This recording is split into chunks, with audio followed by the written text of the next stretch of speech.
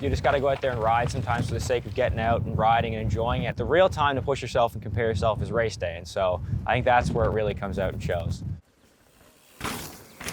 I never had much experience on jumps before. Rolling down way too fast at the start. That was the moment where I knew things weren't going to go so well for me. From the renowned mountains and fjords of western Newfoundland to the dramatic rocky coastline that surrounds the capital city, join me as I discover a world-class network of trails and a passionate mountain biking community right here in my home province. So gear up and get ready to ride the ride.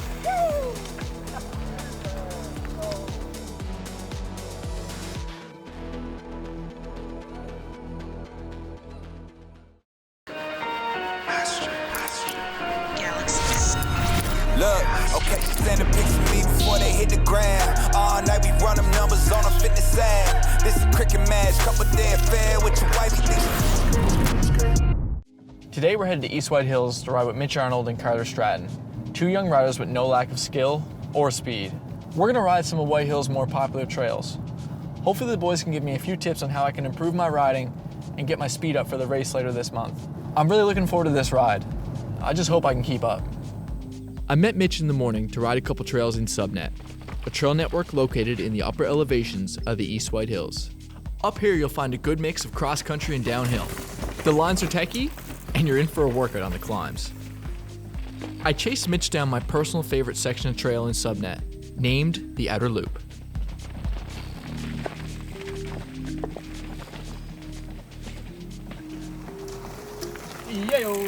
In the afternoon, I link with Carter at the foundation, before making our way across and up the hill to the top of Oceanside.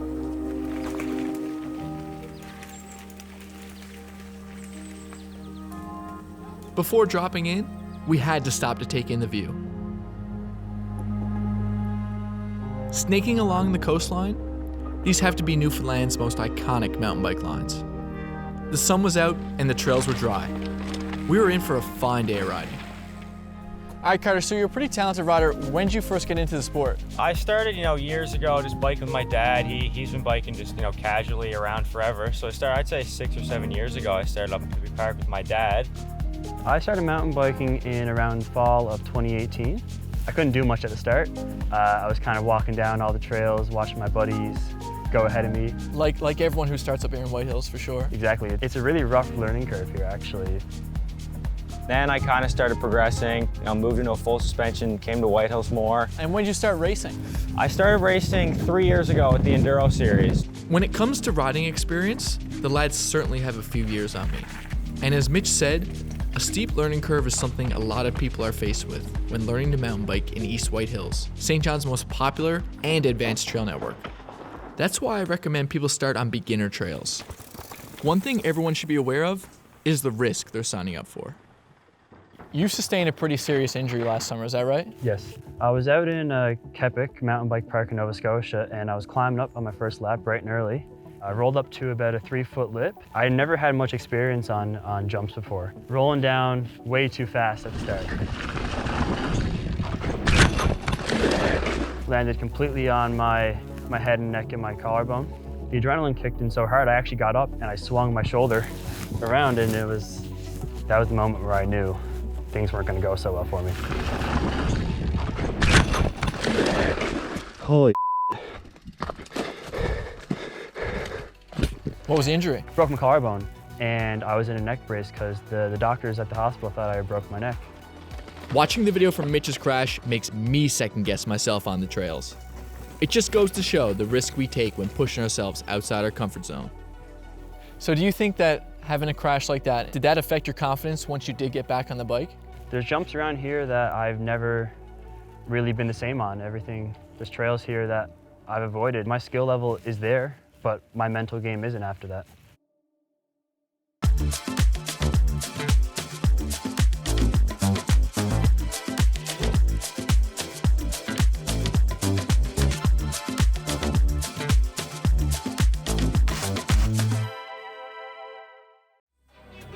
But why was Mitch recording during his crash?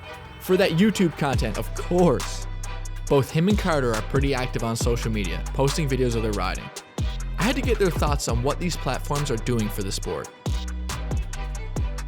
I see you post a lot of pictures and videos on Instagram of you riding. Do you think that doing so is helping to grow the community? 100%. I have kids now that come up to me in the shop or around the trails like, I watch your videos all the time. So it's definitely growing the younger audience for sure.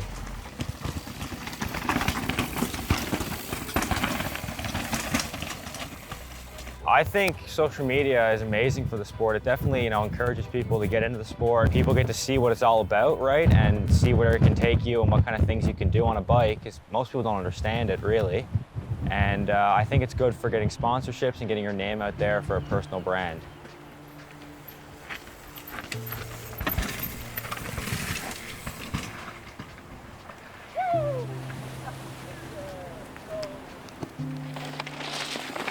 So how do you think you can grab the attention of those big name brands to get that sponsorship? Just putting out unique, different videos, nice edits, good pictures, and constantly posting content, I think, and showing off those brands that I'm currently riding with, and I think that's how you'd show that a brand would want you as a rider for sure.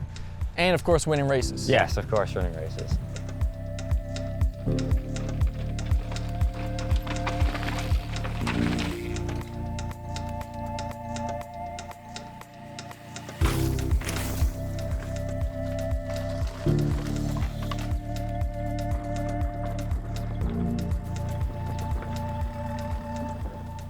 So Mitch, I started riding a year ago, and I feel like something that contributed to my growth as a rider was actually using the app Strava. Now, some people hate on it, and some people love it. Do you think that it is helping the sport of mountain biking, or is it not good for the sport? I think it's great for the sport. Most trails up in the White Hills Trail Network have Strava segments, so you can look at your old times and compare your PRs to them. So I think Strava is great for getting, improving yourself. You can track your kilometers, track your times. You can really, see where you are against other people. And I find you can also get inspired when you see other people out doing 30K runs, 25K runs, and you're like, you know what? I want to match those I want to times. match that, absolutely. But I also think that Strava, people get too hung up in Strava. You just got to go out there and ride sometimes for the sake of getting out and riding and enjoying it, and not being too hung up on saying, I need to go fast on this segment for a Strava top 10. I don't think you need to be doing that every ride. Obviously, it's good coming up for a race and stuff to push yourself, but I think you just got to go out and ride sometimes. You think it's important to still enjoy the main aspect of the sport, which is riding with your friends? Yeah, riding with your friends, getting enjoying out in nature, the outdoors. yeah, for sure. What the real time to push yourself and compare yourself is race day, and so I think that's where it really comes out and shows. I agree that Strava is a great technology for tracking your progress and competing with your friends to go faster and ride further. But it's important we enjoy riding for what it is and save the personal records for race day.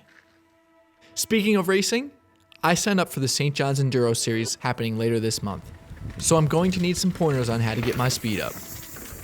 So you've had some success recently in your racing career, and you just recently competed up in Kepich, is that correct? Yeah, so I just got back yesterday actually from the race in Kepich in Nova Scotia, and it was a great weekend. I managed to come home with first place for U18, so that was super awesome, great experience. I look forward to traveling more and racing. I just started racing myself, so I'm wondering how can I improve and get a better result in these races? What's your tips for me? I think the first thing is obviously riding a lot. Practice makes perfect, and it's never been said more. So I think just getting out there and constantly riding and trying to improve every day really helps. I think the best way to do it is ride behind people that are a little more skilled than yourself. You're always able to follow their lines and watch their body position on the trail, and it can really improve your technique for sure. Just watching what they do, where they brake, where they push the bike, and how they push the bike. And just really watching what they do, I think helps you improve and get faster and get better and get more control. Do you think that steep learning curve has contributed to you and me and everyone who starts riding in White Hills to be a better rider in a more accelerated amount of time? I really progressed fast, and I was in a race about a year after that, and I ended up placing really well to the point that this could actually be something that I could do for a very long time. Does being a pro rider interest you, laying your body on the line every day? I just had a great weekend, first time ever racing outside the province, and so I definitely look forward to continuing doing that, hopefully going to Canada Games next summer. I think being a pro rider would be awesome. I love mountain biking, but I don't know if I'd be able to lay my body on the line and risk injury and risk severe injury my whole life. So I think I think riding is definitely something I love racing now, but I don't know if I can see it for a full life career. I'm not really sure where life's gonna take me, but you know, we'll take it one day at a time for sure. I learned a lot today from Mitch and Carter. It's great to know these guys are representing the next generation of riders in the local community. The level of maturity in the answers they had to my questions impressed me, as did their riding ability. I feel I improved my riding after chasing them down the trail for only a few laps. Overall, another incredible day of late season riding here in East White Hills, and I look forward to hitting the trails with the lads again next season. This section coming up here kind of looks pretty gnarly, right? It would really shoot you out. You gotta watch out for the turn. We don't want to hit any trees. No. Or roots.